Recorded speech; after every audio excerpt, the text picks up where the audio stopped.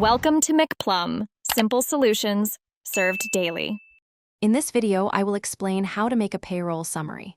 First, gather all necessary financial records for your employees. This includes timesheets, wage rates, and any deduction authorizations. A well-organized summary ensures accuracy and compliance with regulations. It helps you track expenses and prepare for tax filings efficiently. We'll cover the essential steps to create a clear and comprehensive payroll summary, making the process straightforward for you and your business. Understanding the core components is vital for an accurate summary. Gross pay is the starting point, encompassing all wages, salaries, and bonuses. From this, you subtract various deductions, such as federal and state income taxes, Social Security, and Medicare. Don't forget health insurance premiums and retirement plan contributions. The remaining amount is the employee's net pay. Also, factor in employer-paid taxes and benefits, which are significant costs.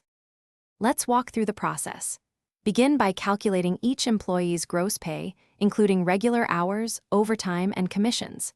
Next, identify and calculate all deductions, such as federal and state income taxes, Social Security, and Medicare. Also, include voluntary deductions like health insurance or retirement contributions.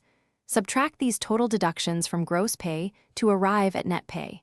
Finally, record employer-paid taxes and benefits, like unemployment insurance, for a complete picture.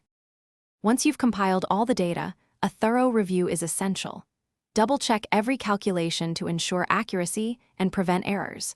Reconcile your payroll summary with bank statements and general ledger accounts.